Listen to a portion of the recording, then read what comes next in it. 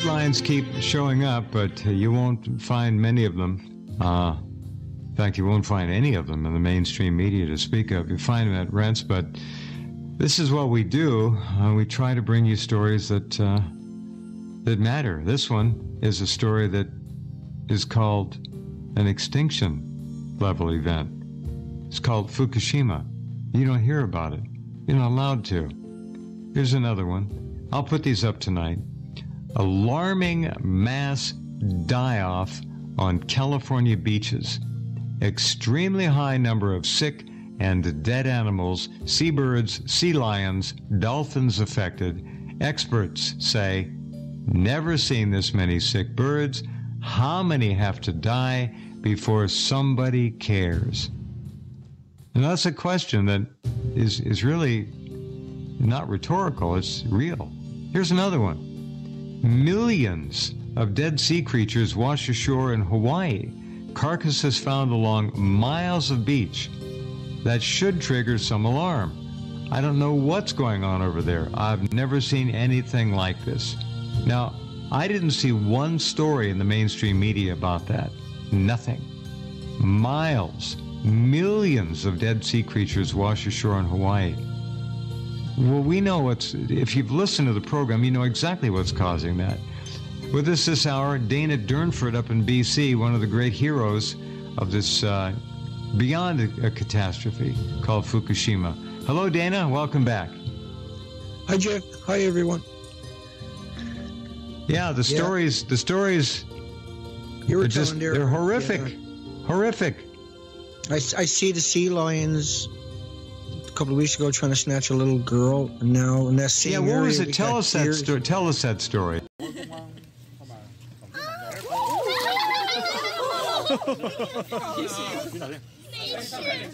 He's like, I'm bigger than you. Oh my god. No.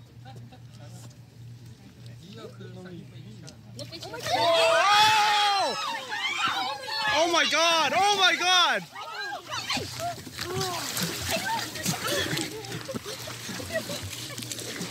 Oh, right. Wow. Are you all right? Yeah, before I forget it, and deer attacking people down there, chasing people, and oh, really? Crows are attacking that same area too. Let's get to this. All right. What was the area about this? Where the little girl this gets grabbed? This was Vancouver. Okay.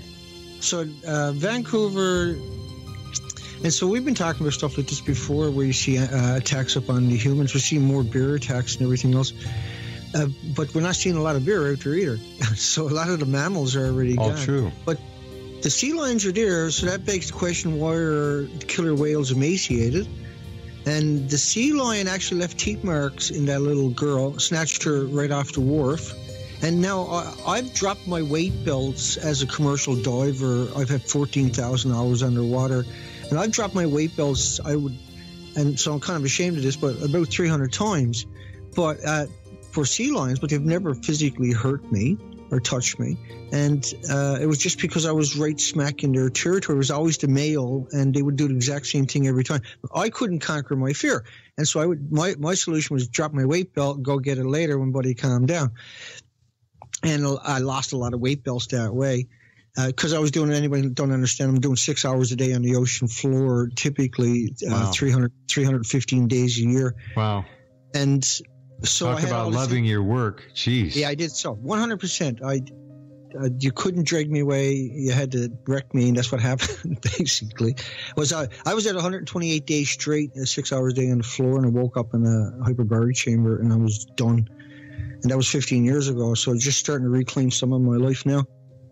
But we went out on those expeditions. I was still in the hospital bed all day. So I dragged 300 people out there originally. I never went on the ocean for the first couple of months.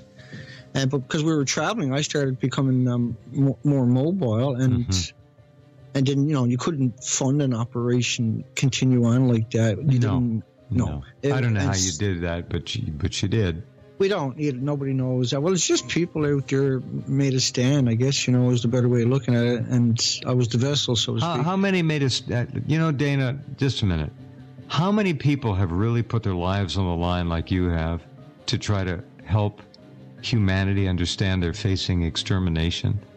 I don't know of anyone other than you, Yoshi, perhaps me. Few people out there, I guess, but There are some. They just don't get any notoriety, Right. and they need to be really praised. there is so. Yeah. So whoever you are out there, thank God you're there, and don't quit, because nobody else is going to help people except us.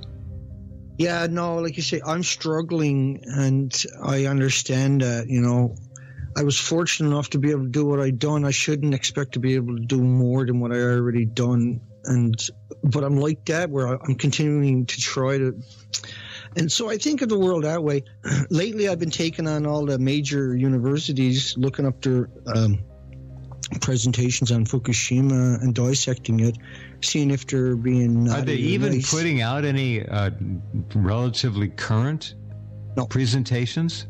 Well, there is some popping out, yeah, and I find them right away usually, and I have to rebuke them all because they continuously equate natural emitters with man-made dirty bombs, man-made I call it dirty bombs, but that material that we're worried about for dirty bombs, man-made radiation from a chain reaction, has none of the attributes of natural radiation. Natural, what you call radiation, for people not familiar, is really good for you. And everything on the planet is acclimated to that natural emitters, about 160 of them on the planet. But we've made tens of thousands between Russia and China, India and Pakistan, and all the nuclear countries that are not natural, and we recognize that. Right. Right. And the studies on the animals show how harmful they are. There's so much going on, that sea lion is a harbinger 100%, because that should never have happened under any circumstances, with all the interactions we've seen, all the people that swim in the oceans and amongst these animals.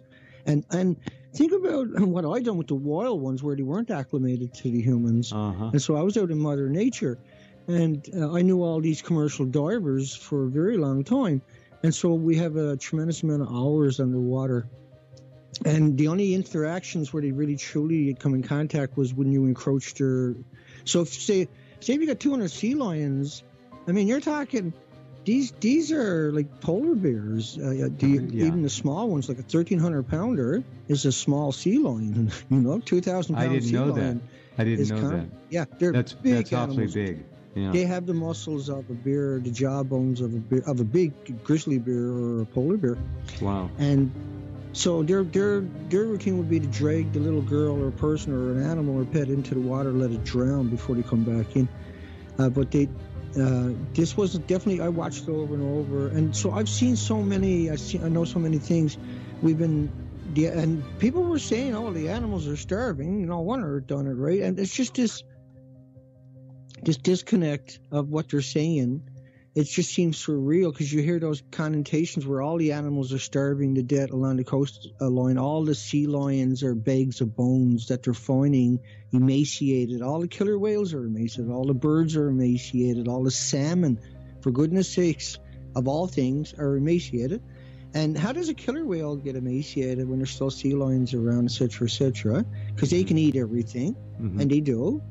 And then nobody's trying to draw under any circumstances. But if you go look, and so I've covered stuff like Penn State, I covered Harvard, I covered MIT, I covered Manhattan institutions, all kinds of major universities lately. I went back and looked at their original presentations on Fukushima and called them out on it. Berkeley, and they all told the same lies. It's so simple for any journalist to go out and wreck them. Any journalist can go out there, even like the worst newspaper. They won't take them on. They won't do it. Yeah. No, anybody could do it now. We set the precedents and showed how it's to be done. Sure. And it truly is simple and mindless. And so 30 million bags, but there's no radioactive. There's still kind of like, there's no radioactive releases. They're encouraging pregnant women to go down there from Singapore. Media came out. I had to go out and run into them.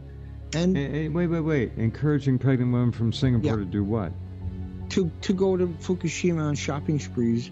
Now, I'm saying in Fukushima, yeah. No, exactly. I'm just like, I'm throwing out these things that I've covered in the last week and a half extensively. Like that's 1 hour in each one of these subjects. But it's so mind-boggling that I can't find somebody else that done that or is willing to do that. No one else will do it, Dana. No one. And so many people could do a better job. I'm ashamed to say that I didn't know that story, and no, it's not. No, it's coming at you all the time. Yeah. Tokyo Electric. Who do you have? U.S. Secretary of Energy Rick Perry is down there and walking around Fukushima allegedly, and this is over the top nonsense that they're putting out propaganda machine, and they got high quality pictures, really super high quality pictures, but it's not like right by the reactor or something. I see there's another story making its way out there now of a worker who's remaining anonymous, and this is always the case with these stories, and he's wrote a book, and the book's been translated to English. He's an ex-worker, and he talks about how everybody's wrong about Fukushima, but he won't come out and say who he is. But anyway, the first picture in the book is these are all cartoon pictures. Is him by Reactor 3. Now, if you get that close to Reactor 3, where you're looking right up at Reactor 3, you die shortly after. You can run past it, but you're going to die shortly after. So they photoshopped it or used a compression shot on it, one or the other. Yeah, but these were just cartoons. I see. Like they just someone drew depictions, so they're like Magna cartoon characters or something. But it's got a lot of traction, and it's, and everybody talks in millisieverts or microsieverts or unisieverts, and that's the worst thing we could do, because that's not how you count atomic atoms, Becquerel's atomic decays, which is what we're worried about. If we're close to the fuel rods or something, yes, the unisievers. And so there's this, and you would never do that under any other circumstances.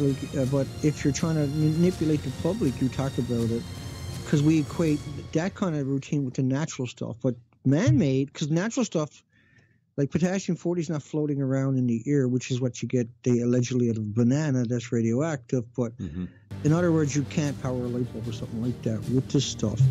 But man-made, it's an astronomical amount of energy in just a tiny. So it works this way for anybody who don't understand it. You can put 2 million atoms on the head of a needle of man-made stuff or natural stuff. Now, the natural stuff has no attributes you worry about whatsoever. But the man-made stuff, you can distribute those 2 million atoms out. You can't see them, but you can distribute it to 2 million people, and over decades, they'll all get some kind of cancer, autoimmune deficiency, and illness and injury, like Alzheimer's and dementia, or diabetes, or heart and liver and lung and respiratory, etc., and up to 1800. Well, we've got, as you know, now an increasing Alzheimer's dementia problem, and that began about 25 years ago. Whatever caused it, I don't know. But since Fukushima, I'm seeing more and more of this, and they're having babies born, of course, east of Hanford, the Tri-Cities of Washington, which have craniums, but nothing in the cranium. Nothing. There's a whole cemetery with apparently dozens of babies that are all born there. Same thing. No brain matter. Yeah, kind of just reminds me, I was supposed to send out the headline to you, and just trying to remember what it was, but it was about babies. The whole graveyard was full of, I got it there too. It wouldn't be hard for me to find. Yeah. Sorry I didn't send it off to you. I just struck It's east of Hanford. Yeah. Right. Let's see if I can find it while we're talking.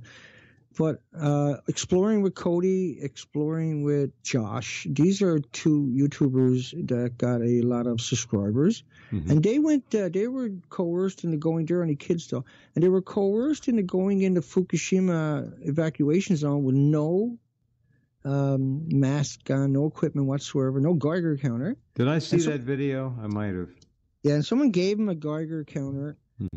And the Geiger counter is totally flawed. Now, I covered it extensively. The headlines of that city, Minnesota, had a million becquerels per square meter, just about throughout the whole city. But it also had another interesting feature, was bacteria, black bacteria, was bioaccumulating radiation and surviving at over a million. Now, that's something that we used to talk about. We don't talk about it much anymore. What have you heard about the black bacteria? It's all the way to Tokyo. The black mold, the black fungus, whatever you want to call it. Yeah, and, like Osaka, all the way to Osaka, which is a couple of, I'm not sure, 300 or 400 kilometers past Tokyo south, was also, they had a lot of... Had the black mold down there? No, they had cesium. The story I was going to tell you was the cesium in their garbage and cesium in their sewage, and they couldn't dispose of the garbage or sewage because of the amount of cesium. Guess where it came from? Yeah, and so it was contaminated. And Osaka has the three biggest fish markets. They're eating Japan, deadly right? food. Yeah. Yeah, they have the three biggest fish markets. One does $17 billion a year. The other one does $11 billion a year. They won't quit eating their fish. Right, and the other one's like $7 billion. I mean, these are huge numbers. Mm-hmm. And there's 29,000, chains going through there every day, picking up their product, et cetera. And so this place was just excreting huge numbers of radioactive into their sewage. So that was highly contaminated. But Tokyo, I was covering some headlines recently of showing back then, these headlines are always older headlines per se, 4,000 becquerels in the fog in Tokyo, for instance. 4,000 becquerels in fog? Yeah, and it would have been 90 times more strontium mixed in with that. This was... These are the molecules of moisture in the fog. Right, and this was, I think myself, the reason they were getting such really like numbers like this, and these were really bad Geiger counters. They can't pick up plutonium or the uranium fission product. They can only pick up like the tracers.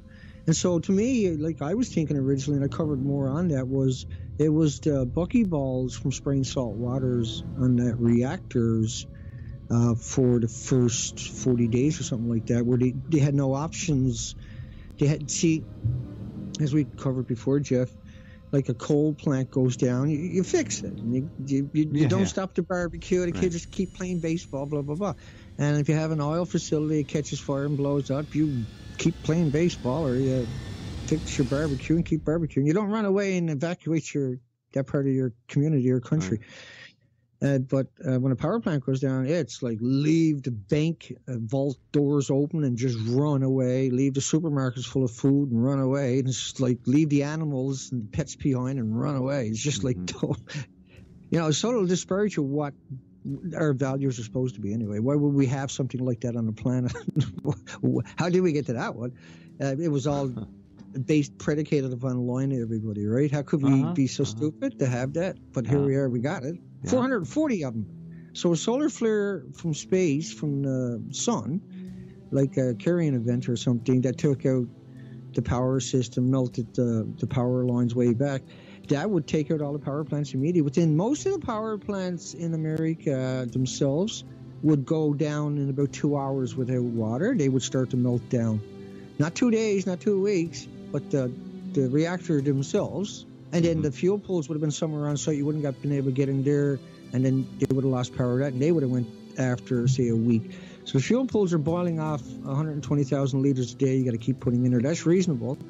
But the reactor needs 1 million gallons a minute, 4,500 tons a minute, 1,440 minutes a day. And this is an inconceivable amount of water. Wow. Right to keep it cool. So it's really stupid, and they're going to boil it off into the environment and mix in the isotopes from the fuel pool at the same time. For some reason, they're moving everybody back into these areas. They've been at that since the very week after the accident. They were like, they haven't even found... They never even got into places where people were missing from the tsunami. And they were talking about how did they move everybody back in. Because as soon as these places blew up, the apologists, when you go back and look at the documentation, they were actually out there screaming for everybody to go back, don't run away. There was a big delay in people being evacuated up to, like, say, a month later before a lot of people were actually evacuated. And some spots they ran away and they left the elderly there in a dementia hospital. They all starved to death and everything else and were exposed to the environment and stuff like this. But that was because of radiation. So these people began wandering all over the city, and there was retribution paid for that on Old Asher or something like that. It was just one of these incredible horror stories. It's really been bothering me all day, and it's just one of those things today. Because, like, I know around here now they're starting to sell off their shrimp license. The shrimp is one of the biggest... So the fishermen are just hanging it up? Yeah, a lot of fishermen are giving it up, which is... What are they going to do? What is the fishing industry going to turn into? What are they going to do? They're calling it another bad year, but it's worse than that. No, it's the end of it. Paying attention knows what it is. Yeah, this is real bad. All the killer sea lions are emaciated. I'm sorry, killer sea lions. Killer whales are emaciated. See, that one boggles the mind. No matter, I don't know what that stuns. I walk around in a daze. Today, I've seen it be one of those days where I'm just truly in a daze today. Like it's all. I've hit all these in this last 2 weeks or so. I've listened endlessly to these institutions: Harvard, Yale, and Berkeley, and Stanford, and everybody. And I listened to the best lie to us. And the journalists were, I've seen these press conferences where they were lying to the journalists and everybody was yucking it up and laughing at the lies. Yeah. And I truly don't feel like I'm on a planet anymore. I feel like I don't know where I'm to anymore. This is not a planet to me anymore. It doesn't have those connotations for me anymore. Well, it's lost its soul. It did, yeah, of course. Today caught me though for some reason. I don't know why. Well, there comes a time when I get to that point too. It doesn't happen often. I'm usually able to put it aside and continue working. But sometimes if I'm laying in bed or something and half asleep, it'll just hit me that it's over. Everything good and kind and nice that we used to treasure. Yeah. There's very little of it left, and it's not going to come back. And that's sad. No, they've taken over all the institutions, all the government positions, they've taken over the whole industry and everything else, and they're remorseless. They don't have. They're trying desperately to destroy the planet, and they succeeded. The GMO was such a betrayal. Is the biggest breach of academics imaginable. Yeah, and the war on organic farms, right with that, is the same thing. They're trying to destroy organic farming, at coast to coast. Time. It does seem that when you look at the pharmaceutical in the water. So water, the upper lower troposphere is an ocean, and then 70% of the planet is an ocean, and then the water is all connected, fresh and salt, et cetera, and then we're connected because we're water. We can't survive without water. And then, water, we all have this water in common. And it doesn't matter if there's 8 million species on the planet, but we all have this one connection as water. Mm-hmm. And that's what these people seem to be attacking is water. Desperately attacking the water itself. And that's how they were planning, I think, on taking everything out, was attacking the water. And so they've tried many things over the last 100 years or so because they've really, truly been at it in the age of science, so to speak. And the so-called age of science. Hold on just a minute, Dana. Attack on water means attack on humankind because we're 75% water. We are water. And so it's all-inclusive. Just a minute. We'll be right back.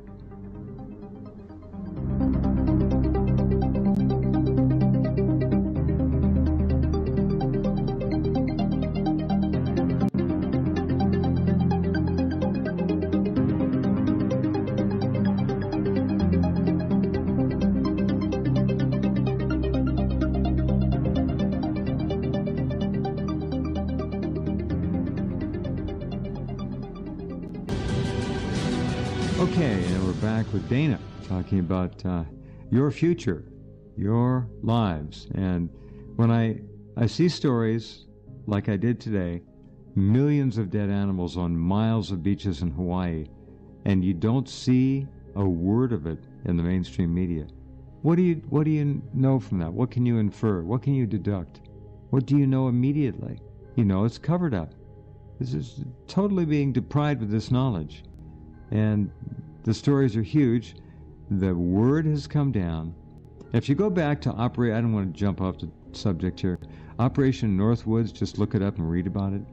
The CIA was bragging in the 1950s that they could put any story they want in any newspaper in America within an hour or two.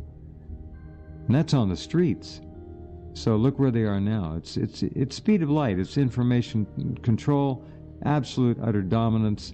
And it's all done. And every major network, every major station has somebody on staff working for the government. All right? Just count on it. Go ahead, Dana. That's right, too, because you have the Pentagon has 29,000 public relation officers. And so 29,000. So if they want a story out, they'll contact all the biggest puke machines out there, and they'll regurgitate it out from there, all at the one time. So it's a really effective system. And so the Bilderberg meeting 2017, that's going to be 100% about how do they get the food out of Japan and into our country. How do they control any dissent that's going to show up because more are waking up? They see a lot of tech people there. It was about getting automation for driving for the big industries and the parts and manufacturings. And they're throwing money. I noticed this several months back, the tech community talking about how there's billions of dollars available to anybody want to turn their cars into robots, so to speak. And we're seeing huge breakthroughs in the robotics world, humanoid robots. And so we can expect this robotic army to control us really soon. And so it's fight for the future right now with everything we got, or bow down to our overlords in a decade's time, what's left of us. Because there's a major extinction, so they're going to play it out as Ebola or a chemical biological weapon Right. when the die-off starts taking place. And people will be dropping randomly, especially in North America, because there were such big doses coming through the modeling. In California, the average male was 360 radioactive sulfur peroxide hydrogen buckyballs in their testicles, excuse the language, daily being accumulated because of the radiation from Japan. That was from spraying the salt water. And so what it done was created these little soccer balls, like particles, very tiny nanoparticles that are very mobile, and they're not soluble in water, and they're able to ingest the particles. You won't find it on a Geiger counter, but they're able to ingest like uranium, plutonium, americium, neptunium daughters and everything, and fission, and then they become little super nuclear engines, and they're hot, what you call super hot particles. Like a hot particle is really bad to get in your body and sequester in your muscles or your organs or your bones, because it's a guaranteed cancer decades down the road. But these things are maniacal, and the papers were suggesting that they were putting out like a neutron, like a gamma showing kind of effect, which we've never seen in atomic decay, much more severe particles than dream. Now, because they were spraying it, so it would turn to steam immediately on these 9,000 degree Fahrenheit cores. They were, when it hit it, they were just spraying it into the building. It was washing down to where the cores were. The heat was drying it down there, and this stuff was evaporated back into the environment. And they knew about this in the 50s and 60s from testing in the ocean. The sulfur clouds of vapor were highly radioactive, and because they had really decent Geiger counters back in those days. Now you can go buy one for like $150. They're garbage, but they do give you an indication that there's something going on. There is an elevation. They can only find a certain type of isotope. Right. They're only looking for basically one reading, aren't they? They're not going to be accurate, but they at least they can tell you if you're in a bad zone. Yeah. Inspector Plus is still minimum. Yeah, minimum is an inspector. That's the baseline for Geiger counters for anybody that's considering it. And so those sulfur peroxide hydrogen buckyballs, those soccer balls, they came across nonstop for 40 days, not counting the chain reaction itself. But spraying that down on top of them was, I would say, is equal to a nuclear bomb a minute. Going off. Wow. 1,440 minutes a day for the first 40 days. But it had that effect of the sulfur peroxide, making these little buckyballs so spherical. They could have 36 joints or something like this. They were showing really detailed configurations of how that worked. They knew about it in the 50s through the testing. And so this stuff would linger like in your close to the ground, 3, 4, 5 feet off the ground, and close to the ground itself, in that range. And so all the little mammals and animals and insects made it all the way across the ocean. You're talking about, and that's where and so it was lingering it was an invisible fog lingering over North America for several months. and it didn't stop coming out for the first 40 days for sure because they were spraying a volume. Right. So the volume would have washed all kinds of rocks and steel and rebar and everything else down on top of. Oh yeah. Right, and then little tremors and earthquakes. Dana, one question: do you remember weren't they praising the plant manager at Fukushima for using that salt water? They were for a while, and then Prime Minister Khan made him stop because he found out about the effects of it. I'm assuming, but you can also start a chain reaction by doing salt water on it. You can create a chain reaction by doing that routine from the salt. Because you know how salt piles up? You start evaporating off salt water, you get a huge amount of salt piling up. And salt has a unique property when you get a lot of it together and it gets washed down. But that's the chain reaction was a demon on its own, consuming rocks and steel and rebar all around it. But when you're spraying anything on it, that's being evaporated. So that's insidiously bad, but you got no choice. And the people that were doing it were getting deadly doses. It was unimaginable how many people they must have ran through. Hundreds of thousands, I'm sure, just like Chernobyl. But you know, the reactors in Fukushima, people are not aware, is hundreds of times. Fukushima is hundreds of times worse than Chernobyl. Way bigger, way more fuel. It had a huge inventory, decades of inventories on the roof. And so those people that came up with that configuration for those reactors, we should dig them up if they're dead and put them on trial or something.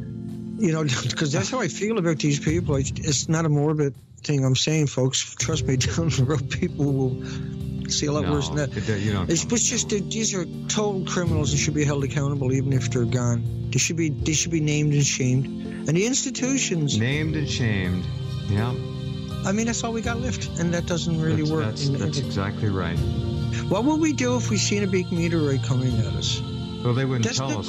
They wouldn't tell us. Amateur astronomers would see it, but good point.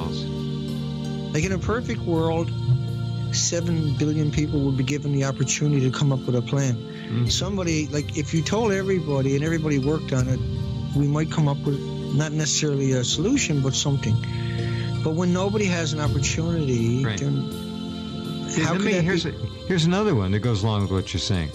How many international top-level scientific conferences do you remember being called in an emergency session to try to address some kind of a solution or remediation for Fukushima? Right, none. No. Not one. Not a single time, no. And we've called for it. Right, I've heard you call for it. Many times. Yeah, I have so, and everybody else has too, you know. And we could have done all kinds of great things to this. It wouldn't exist if everybody didn't lie to us about its attributes, like as claims like TEPCO did was say that no, don't worry, be happy. It's definitive. It's definitive because I've covered Harvard, Yale, Berkeley repetitively over the several years, but this last couple of weeks I've covered them, and it's really truly shocking. Because you don't hear anybody dare object, right? You don't hear, I object. You don't hear, that's, you know, when all these academics sat around, how is that even conceivable that no one's going to object? And so, like, you really feel like you walked into this weird universe and that it's surreal, and you have to convince yourself. You have to convince yourself that this is really, truly happening. And then no matter how many times you convince yourself, it's still surreal. Like it is tonight, like I'm telling everybody tonight. It's still surreal. When I wake up tomorrow morning, it's still surreal to me. But I cover it extensively. I flush them out really well. I take their presentations, and I go through it, and I take it and I show the documentation, the literature, and show it's an absolute lie. But it never stops coming at me. Are you doing this on your site? I am, yeah. Okay, nuclearproctologist.org. Yeah, and you can link over to my YouTube from there. Because there's YouTube videos there. So you're taking these presentations and just dismembering, ripping them. Yeah, I'm just taking out because you can't do the whole thing. No. Because you only got. But you got to hit. What you got to do is use them to tell the story and show that deception. And you know, it's so frustrating sometimes for me. I kind of snap. I really do, right? Like I get so upset. You should. And that's human.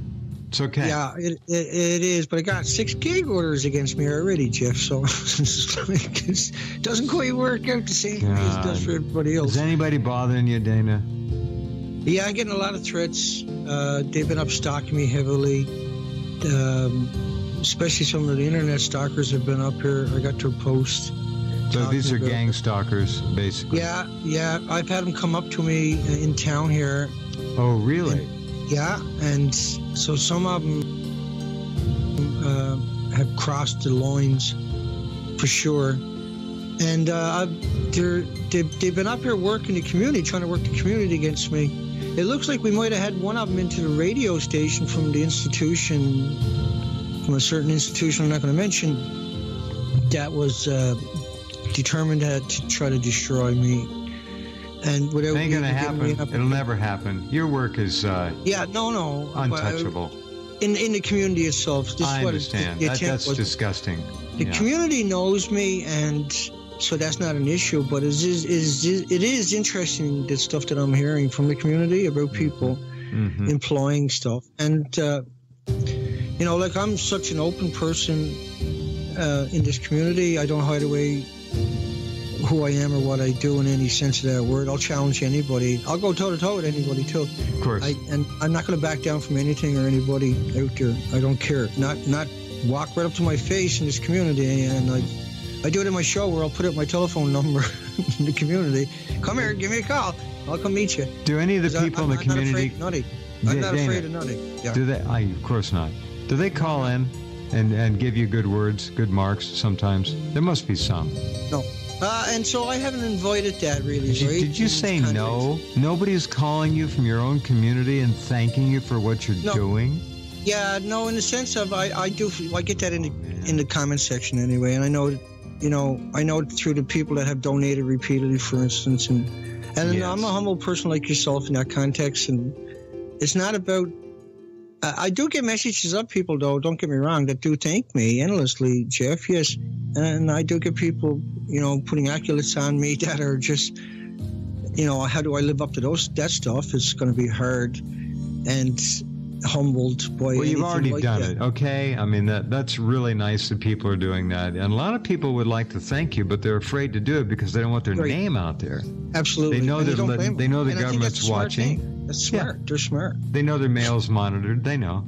So. But I mean, I struggle for everything. I have to struggle endlessly for just the little things, and I have to make a choice. Do I give it all up and go about my life, or and I don't want to. I can't do both. I can't work diligently all day, every day, 24 hours a day, 7 days a week, like I'm supposed to do, like I have to do, like I'm compelled to do, like I'm driven to do, and like I have a passion to do, but I can't do Dana, it if we lose you, building a team to help me. I'm overwhelmed because I've grown so much, right? Yeah, I know the story. Yeah.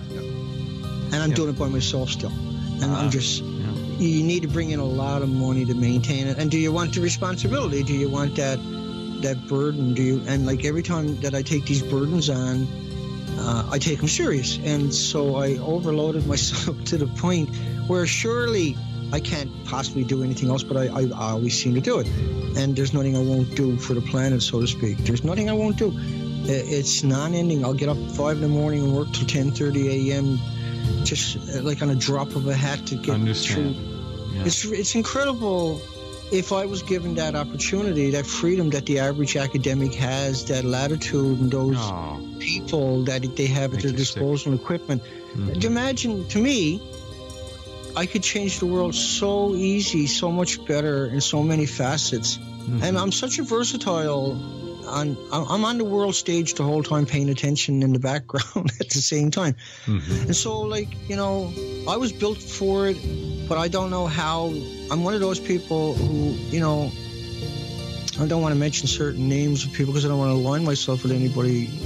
But there is people out there that have done things for society, humanity, if you want to put it in that terminology, that they were only interested in designing and developing and then sharing. They weren't interested in the profit per se, only enough to make the next invention. Those people represent the highest echelon of being human. They were driven. Of course. Right? They had visions, they had foresight, and they had wisdom beyond even today's norm, and they succeeded.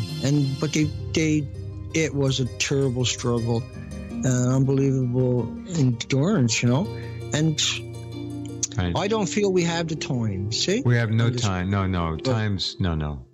And I don't know how to appeal to the masses. What have we done in 6 years, Dana? What have we done in 6 years except watch the oceans die, watch people die, watch the land, the agriculture, the water, the air, constantly being affected? Absolutely. Nobody talks about it. It hasn't. Fukushima has not abated at all. It's accelerating. Everything is now emaciated to its last stages, and we predicted last year would be the year, but this year for sure, because everything is emaciated. All the whales and everything else. What do they get? The whales are dying with 4, 5, 6% of their blubber, something like that? Right. They went from, say, 12 inches of blubber down to less than 4, and that's game over. That doesn't happen in their entire history, genetic history, that their blubber will get that low. They always have a thick blubber. They live a really simple life for most of the whales. Right. And they just follow around the feeder fish 500 square miles and just snack when they want to. This is long gone, and the biggest extinction happened right away because it had those nanoparticles we were talking about earlier from the sulfur from spraying the salt water. And they knew better than to do it. They had no choice but to do it. The helicopters couldn't go and throw water on it. They done it because of two reasons. They wanted to keep the site, and so they had to, they felt. And they didn't want the world to know there was nothing you could do, and that was the only thing you could do. And so when they done that, that was code word to all the nuclear academics in every language, in every culture out there, that we're done. So every nuclear scientist knew right away when those words come out that they were spraying salt water on the reactor. And so they went to work coming up with stories. How did they bury this? How did they hide this away? They changed. If you look at the lectures they done before Fukushima happened, and then any lecture after Fukushima happened, they're totally different creatures. Right. There were creatures before, don't get me wrong, but they become this like aware kind of a creature where they're watching each other to make sure each other don't accidentally slip, and they're ready to cover. And some of them do, and then the others will cover or correct them to the lie and the deception. And then the media was doing the same thing, and the government was reinforcing it. And they dismantled the detection system for radiation across the countries, and they left it. I mean, they built it on a fault line where they knew it would happen. They built it in a spot where they knew the tsunami was coming in. They built a small wall when they knew for sure the tsunami would be much harder. They even lowered the site down closer to the ocean to make sure it was vulnerable. They done everything in the book to make it vulnerable. And all the nuclear power plants are in the most vulnerable places imaginable. And so they've closed down so many nuclear power plants because of fault lines they found later, but they knew way back in the day. Confirmed over and over and over. It's a death cult. Well, it is. And that's a very appropriate way to put it. Absolutely. The students are coerced and molded to be part of that death cult, and they participate in it. And there are a lot of the trolls you'll find on the internet getting points for their teachers and instructors and institutions. And so our biggest betrayal is all of our universities and all of our medias in particular. They have done us, and they're continuing to do us, and they are the root of all of our problems. They have become our mortal combatants for reality, where they distort reality way beyond any conceivable, acceptable limits, and then we're left struggling in the deep water in a storm, and it's not right. No, it isn't. I've talked to a couple of people who were vacationing and going to the coast or whatever, or live along the coast, and I asked them, I said, when you're there, go down to the beach, find some tide pool areas, and tell me what you see. Nobody writes back. I don't know if they're not going. They don't want to be bothered. But for all of you who live along the coast, the West Coast, go look at your tide pools. Remember, there's supposed to be over 6,500 species of sea life in those tide pools. But see what you see. Let us know. Dana, salute. Thank you, my friend. Great report, as always. Keep it up. nuclearproctologist.org. Be well, my friend. Thanks for everybody. You too, Okay. Jim. Good night. You bet. Dana Durnford. Go to his site, just click on his name. All right, there's Monday for you, 3 hours loaded with information. We will be back tomorrow night. We're going to do something very special tomorrow night. We hope to have the pleasure of your company. Be well. Take care.